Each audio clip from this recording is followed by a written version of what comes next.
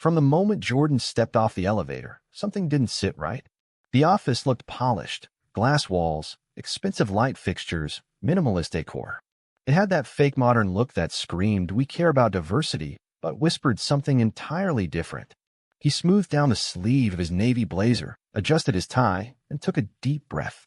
This was the fourth interview that month. The last three had gone nowhere. But this one felt different. The receptionist glanced up. Blonde, tight smile, eyes that flicked up and down his frame like she was scanning for a problem. "Can I help you?" she asked, her voice chipper, professional. "Yeah," Jordan replied. "I'm here for the 10 o'clock. Marketing executive role. Name's Jordan Walker." Her smile twitched, just a little. "Right, I have a seat. Mr. Halson will be with you shortly." Jordan sat down, watching the glass doors at the end of the hallway. Behind them, silhouettes moved, sharp suits, fast walks. Business people being business people. 15 minutes passed, then 30. Finally, a tall man in a gray suit pushed through the glass doors. Slicked back hair, square jaw, and the kind of handshake that tried too hard. "Jordan Walker?" he asked. "Yes, sir. Follow me." The man didn't offer his name. He just walked fast, like he expected Jordan to keep up. They entered a sleek corner office with a skyline view. The man sat down and gestured toward the chair across from him without a word. Jordan sat back straight. "Come." The man finally looked up from his folder. "So, Jordan, you've got experience at Maxwell and Lowe." "Yes, I was part of the brand strategy team. Helped lead the rebranding for their health line. Increased engagement by—" "I see that." The man cut in, flipping the page. "Impressive. But if I'm being honest," he paused, eyes narrowing just a fraction, "you don't look like someone who worked at Maxwell." Jordan blinked. "Excuse me?" "I mean," the man said, chuckling like he wasn't sure if he was joking or not, "you look more like someone who works security, not brand strategy." There it was. Slipped in like a stray hair in a meal, subtle, but you couldn't ignore it. Jordan held his composure. "Well, I assure you, I wasn't guarding the building. I was leading a multi-million-dollar campaign." The man leaned back, smiling now. But it wasn't a warm smile. It was smug, like he knew he'd already made up his mind.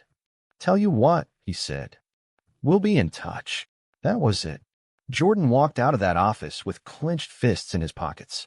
On the street, the air hit him like a slap. He stood still for a moment, letting it all sink in. The fake smiles, the cold eyes, the way the man didn't even try to hide it. This wasn't just a bad interview. It was personal. And Jordan had a choice. He could walk away, call it another loss, or he could do something he'd never done before. Something bold. Something they'd never see coming. 3 days after that humiliating interview, Jordan sat in his tiny apartment with his laptop open, eyes locked on the screen. He wasn't scrolling through job boards anymore. He was studying Jensen and Tate, the company that tossed him aside like he was nothing. At first, it started with curiosity. But the deeper he looked, the more cracks he found. The CEO, Robert Halson, the same smug guy who told him he looked like security, was all over LinkedIn bragging about company culture and inclusive leadership. But Jordan wasn't seeing that reflected in their employee data. He dug into their diversity numbers. Less than 3% of their staff were black. None in leadership. Not one. Worse, there were whispers on Reddit. Former employees talking about the real Jensen and Tate. Microaggressions. Passed over promotions. Good old boys club in suits. Stuff that never made it to the public, but Jordan saw the pattern. And that's when it hit him. He didn't need a job at Jensen and Tate. He needed a way in deeper than a job. He needed leverage. Jordan spent the next week reaching out, quietly, smartly. Former employees. People who had left under strange circumstances. He played it cool, asked the right questions. And one by one, the stories came pouring in. Then he got a name. Tiffany Rhodes, former assistant to the executive team. Fired suddenly last year. No explanation. He found her on LinkedIn. Sent her a message. She responded within minutes. They met at a small cafe on the edge of the city. Jordan showed up early, nervous but focused. Tiffany walked in 5 minutes later, mid-30s, sharp eyes, and a posture that said she was done letting people walk all over her. "You're the one asking about Jensen and Tate?" she asked, sliding into the booth. "I am," Jordan said. "And I think you're the one who can help me burn it all down." She smirked. "Now you're speaking my language." Tiffany didn't hold back. She told him everything: how the company covered up discrimination claims, how Robert Halson routinely passed over qualified black candidates, how she was fired after flagging an inappropriate email between two executives. No HR report. No severance. Just gone. She still had the screenshots. Receipts. Jordan's fingers tapped the table. His brain was already connecting dots. "I'm not trying to go to war," he said quietly. "Not unless I know I can win." Tiffany leaned in. "Then don't go to war. Start a takeover." That night, Jordan didn't sleep. He drafted a plan, not a petty revenge scheme, but a real strategy. He started researching investors. People who hated companies like Jensen and Tate. People who would pay big money to see a racist corporation fall apart. He even called in an old favor, a college buddy working in corporate law. "This is risky," his friend warned. "If they catch wind of what you're doing." "They won't," Jordan said. "Because I'm not kicking in the front door. I'm buying the whole damn building." Jensen and Tate had no idea what was coming. By the end of the month, Jordan Walker had a new name, Derek Coleman, a fabricated identity built on real credentials, carefully crafted by his lawyer friend to pass every HR check. Tiffany helped him plant the resume right where it needed to land, in the inbox of a department head who was desperate, overworked, and careless. 2 weeks later, he got the offer. Not as an executive, not yet, but a mid-level branding consultant. Just enough access to data, internal meetings, and people. He was in. Day one felt surreal. Jordan walked through the same glass doors where he'd once been humiliated. No blazer this time, just a quiet smile and a mind racing at 100 miles an hour. The receptionist didn't even recognize him. No fake smile. No tight eyes. Just a bored "Welcome to Jensen and Tate." They handed him a badge. Derek Coleman. Consultant. Floor 9. And just like that, Jordan became a ghost, the man no one remembered, the name no one questioned. The first few days were quiet. He played the part perfectly, polite, efficient, invisible.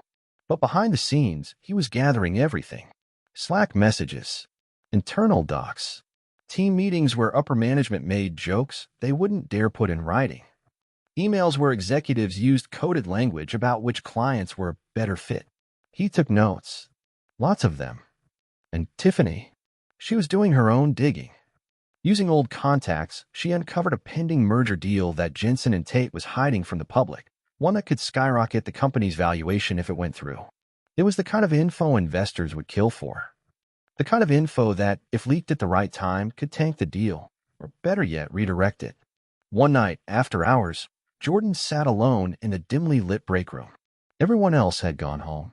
His laptop screen glowed in front of him, lines of data flickering as he downloaded internal financial projections. He didn't hear the footsteps until it was too late. "Working late, huh?" Jordan spun around. It was Robert Halson, the same man who dismissed him weeks ago, now standing 5 feet away, sipping from a ceramic mug like it was any other night. Jordan kept his voice calm, just catching up on some reports. Robert studied him for a long second. "You're the new guy, right? Coleman." Jordan nodded. Robert stepped closer, lowering his voice. Not a lot of people who look like us make it in here. Gotta play the game." Jordan just smiled. "Good thing I've always been good at games." Robert chuckled and walked off, never knowing he'd just shaken hands with a man planning his downfall.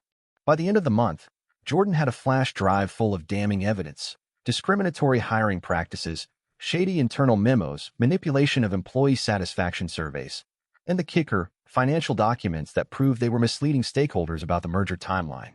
It was enough to burn the whole place to the ground. But Jordan didn't want to burn it. He wanted to own it. He sent a single email to Tiffany. Subject line, Phase 2. Message, "Let's make the offer they can't refuse." Everything was ready. After weeks of watching, collecting, and listening, Jordan had more than just evidence. He had a blueprint for total takeover. Tiffany had lined up 2 angel investors, both former executives who hated Robert Halson. Burned bridges. Bad blood. Deep pockets. Jordan didn't even have to pitch hard. He showed them the files, the shady hiring data, the merger timeline lies, the HR cover-ups. By the end of the meeting, one of the investors leaned back and said, "You're telling me we can buy this thing out from under him and expose the rot at the same time?" Jordan just nodded. "Where do I sign?" The offer was sent 3 days later. A formal letter of acquisition, aggressive, time-limited, and backed by cold, hard facts. The kind that made even the most arrogant CEO sweat. Robert Halson received it on a Thursday morning. He laughed at first. A takeover. Who the hell is Derek Coleman? He passed the letter around the boardroom like it was a joke, until he reached the last page and saw the attachments. Screenshots, emails, spreadsheets, and a timestamped file folder named Evidence Internal Use Only. His face went pale. Panic spread through the executive team like wildfire. Internal audits were rushed. Legal teams were called. But it was too late. Tiffany had already made sure copies were sitting with 2 major news outlets, with strict instructions to publish everything if Robert made the wrong move. Then, the final blow. Jordan walked into the CEO's office, this time not as an invisible consultant, but as the man behind the offer. Robert looked up from his desk, stunned. "You?" Jordan smiled. "You still think I look like security?" For a long moment, neither man spoke. Then Robert stood. "What do you want?" Jordan stepped forward, calm and deadly clear. "Your company. Your resignation. And your silence." Robert scoffed. "You think you can come in here and—" "I already did." Jordan dropped a folder on the desk. Inside, a signed agreement from the 2 board members who'd secretly flipped sides. They were tired of the lawsuits, tired of the press, tired of Robert. It was over. By the next morning, headlines broke everywhere. Jensen and Tate CO resigns amid scandal. Anonymous whistleblower leads surprise acquisition. Diversity fraud exposed at top marketing firm. But the public didn't know the full story. Not yet. Only one man did. And he was just getting started.